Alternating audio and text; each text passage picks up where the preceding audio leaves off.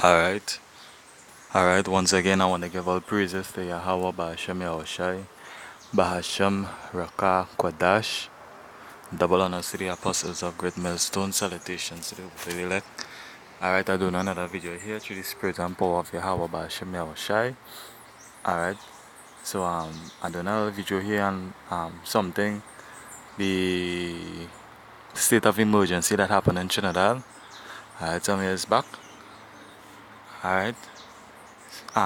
Let's do a edification so I can play this clip here and then I will talk you through it to show you people, give you some insights on what can happen again and what would happen again, you know. So I'm gonna play this video here. Reported world, Shay Rhodes reveals how Trinidad has become one of the most dangerous countries in the Caribbean. While 500,000 tourists soak up the carnival atmosphere every year, a state of emergency has been declared to tackle the gang violence that sees a murder every 17 hours on average.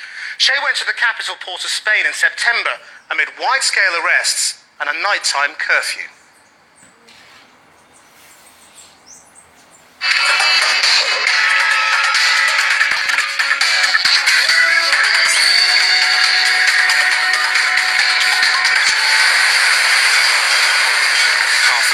Tourists flock to Trinidad and Tobago every year to soak up the carnival atmosphere.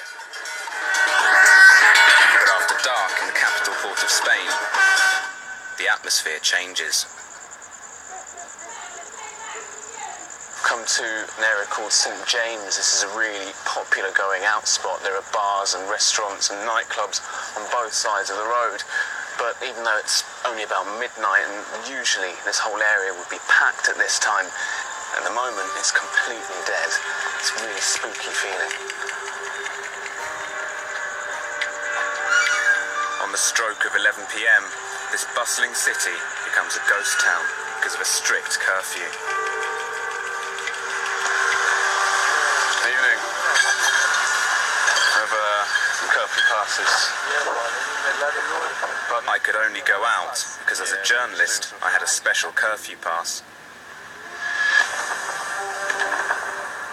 Spain has been like this since August, when the government declared a state of emergency. There's an army patrol here, parked up right in the middle of the road. The reason? A rash of violent killings that has turned a tourist destination into the murder capital of the Caribbean. On average, someone is killed here every 17 hours. The majority of the victims are shot dead in just a few ramshackle neighborhoods in East Port of Spain.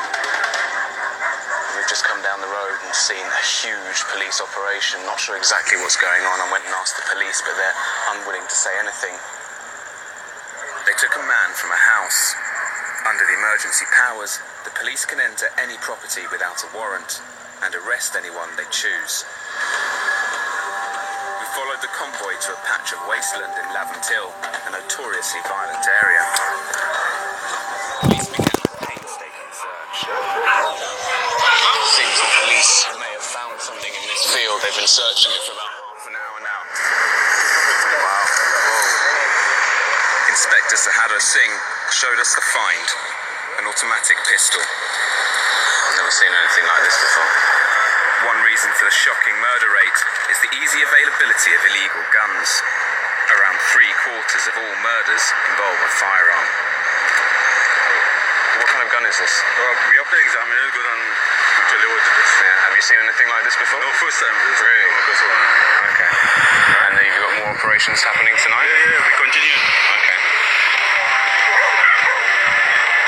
Using their emergency powers, Inspector Singh's men forced their way into house after house. More than 4,000 people have been rounded up in just 2 months since the start of the state of emergency. I asked the inspector why. Firearm-related offences, narcotics, robberies, shooting, murders. Right.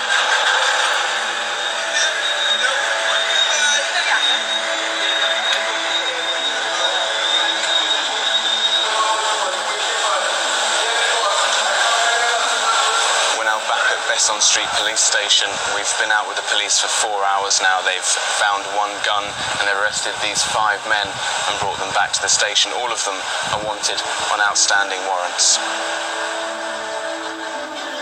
This year, 266 people had already died by the time the state of emergency was called. The police crackdown cut the murder rate in half, yet the killings continue. We've just arrived at the scene of this double shooting. I've got my curfew pass in my hand, and I see they're loading one of the bodies into the back of the car here. Micaiah Davies is the detective in charge of this investigation. How many homicides have you had to deal with since the start of the state of emergency? In our region, about 300 we lost count. Really? One of the victims was shot with a shotgun in the face. The other one was shot 4 times with what appears to be a handgun. And what I can see is that, judging by the relationships between the funeral directors, the forensics and the police, and the local journalists that came to cover it, this is clearly a very common occurrence here in Trinidad. I wanted to find out why this once peaceful island had been so infected with violence. I went back to an area close to where we'd been with the police. The neighbourhood of St Barb's has been the scene of scores of murders. So, Bumbe, do you think people are going to want to talk to me around here? No. Why not? Come on, I'll show you these bitches. Sherland Garvin, better known as Bumbe, is now a youth worker, but he once belonged to a gang that terrorised this area.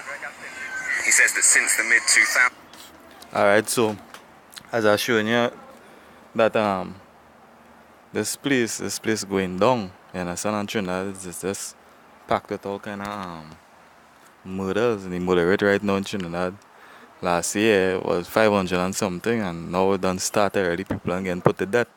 Alright, just whether it was 3 women got raped. You understand? And these people and them, they're not seeing that this place is being torn down. The Lord is pulling on this place. And the murder rate is getting higher and higher, and these men are dying out.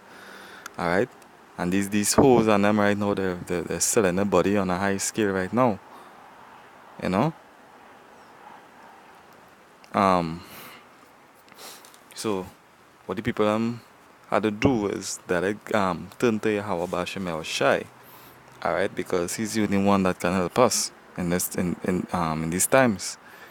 You understand? The men, the house of Israel, which consists of the Negroes, the Latinos, and Native. The men and them, our duty is to go out there and preach and prophesy, you know. That is our duty, and keep the laws, statutes, and commandments. But if you really watch outside here now, how this place is situated, that the people and them, they're caught up in their jobs and in their bitches and in their daily lives. They don't have time for Yahweh Bashem El Shai. They turn their back on the Lord. Alright? So the Lord right now is having mercy on these people. Alright? He has his prophets out there prophesying. That is mercy. Because just now this place is going to be, this whole land is going to turn upside down. Alright? This place is going to be plowed. Everything from underneath is going to be on top. You understand? This whole place is going to be plowed. World War III is about to happen. America is being torn down too.